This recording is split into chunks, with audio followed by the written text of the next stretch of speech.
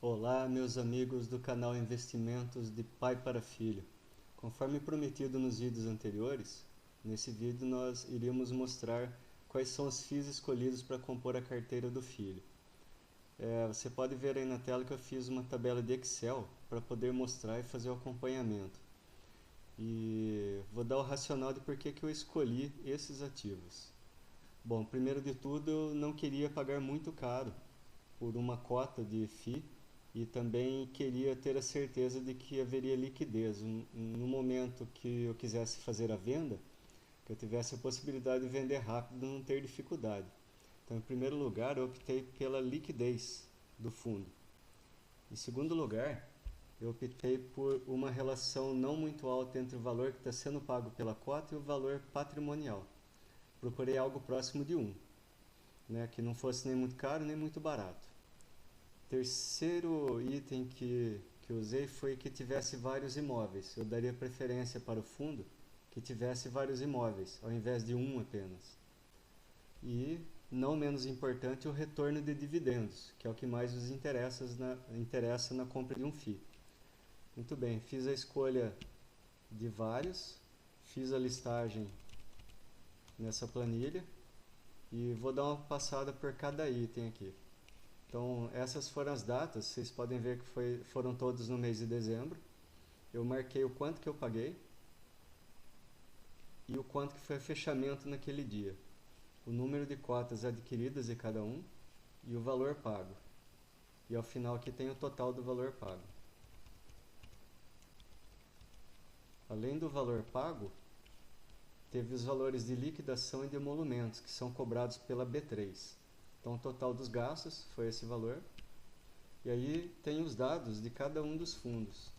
Então, o valor patrimonial, o valor pago sobre o valor patrimonial, o nome do fundo, a administração, o dividend yield, e aí a marcação pode ser por mês ou por ano, né? Quanto teve de retorno em dividend yield, número de cotistas, os últimos rendimentos, qual o patrimônio, se era patrimônio grande, né? Eu queria que fosse também grande.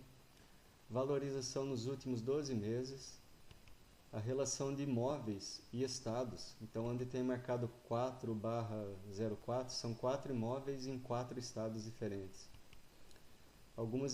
Um link de site, né, onde eu posso pegar as informações de forma rápida. Número de negociações diária. Retorno por cota. Montante ao final do fundo, rendimentos, valorização patrimonial, a relação, né, de valorização ou desvalorização do fundo frente à poupança, a vacância do imóvel, o fechamento em 31 de dezembro, isso aqui é posterior, né, não tem a ver com a escolha, mas eu fiz uma comparação de fechamento no dia 31/12 para saber o quanto teve de variação em relação ao valor comprado e depois, posteriormente, o acompanhamento aí de dividendos e recebimentos aí ao longo do período. No caso foi de dezembro e talvez agora de janeiro. Muito bem. Falando um pouquinho de cada um deles, né? Liquidez. Com relação à liquidez, eu olhei o número de cotistas. Número de cotistas de cada fundo. Eu gostaria que o número de cotistas fosse grande para que eu tivesse, quando desejar, uma possibilidade de venda rápida. Uma vez colocado no dia, conseguir vender no dia. Ainda sobre a liquidez diária, o número de negociações ao longo de um dia. Vocês podem ver que é na casa de vários milhares, né? Então, esses fundos aqui todos têm uma liquidez alta. Em segundo lugar, o valor patrimonial, a relação entre o valor pago e o valor patrimonial. Em todos esses casos, quer dizer, quase todos, né, exceto de baixo, o valor patrimonial ficou entre 0,9 e 1,10. Ou seja, o imóvel, a relação de imóveis todos em seu valor patrimonial não estão valendo mais do que 10%, nem menos do que 10%. com exceção desse daqui que é um caso à parte, né? Então nós vamos ver individualmente o que aconteceu com esse. 1,71, mas as características dele quais são? Ele tem um valor de cota extremamente baixo. Eu paguei R$ 4,95, o fechamento é R$ 4,91, mas olha a relação, né, de preço de cota em relação aos demais.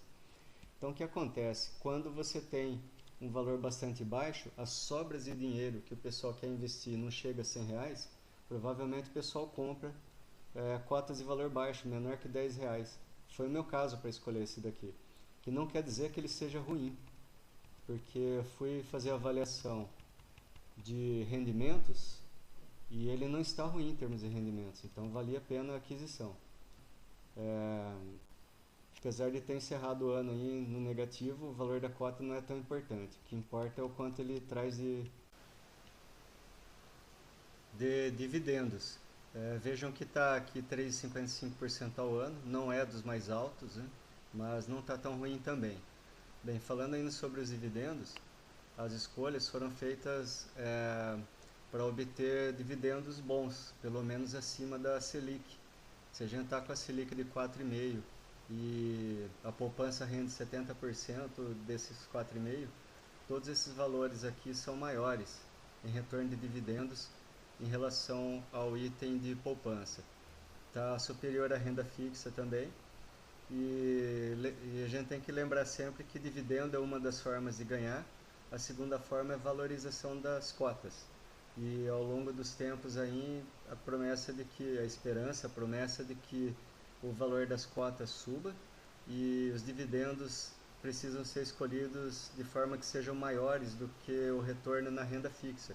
E no caso, esses aqui estão dando retorno. E eu olhei também se havia uma constância ao longo dos anos. Se ano a ano trazia valores próximos disso. E a resposta para todos eles foi sim. Esse é o item dividendos, né? Também com relação à variedade dos FIIs. Reparem que tem FIIs de shopping, FIIs de CRIs, que são papéis, são certificados de recebíveis imobiliários. Aí tem o híbrido, que é de tijolo mais papel, né?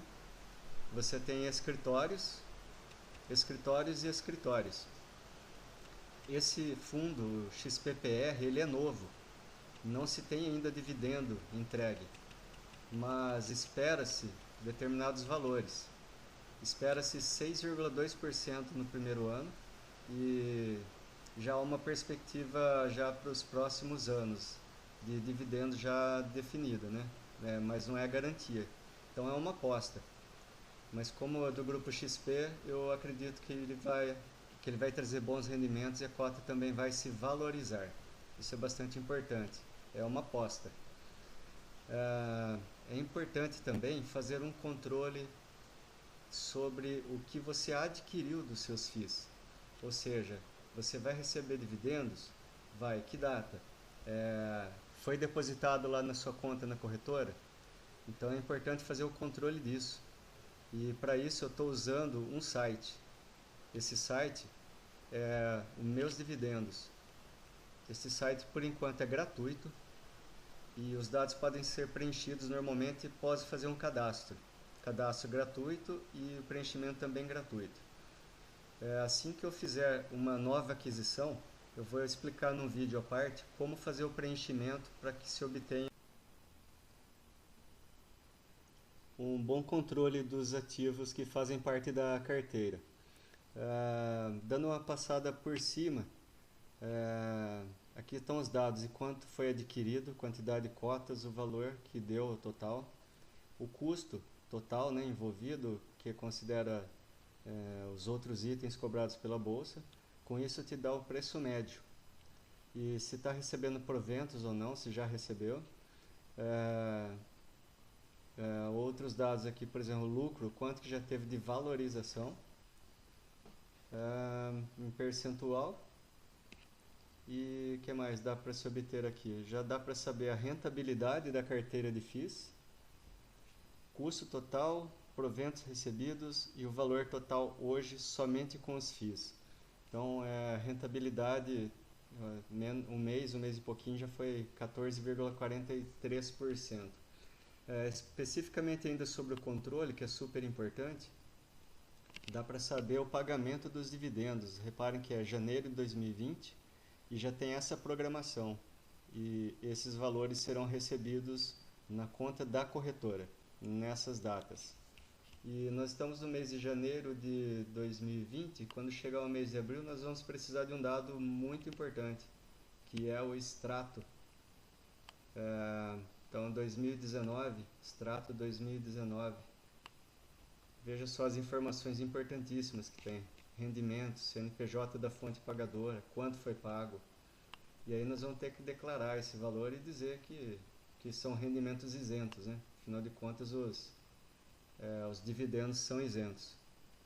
Muito bem, por hoje é isso. Peço que continuem no canal, que continuem assistindo os vídeos.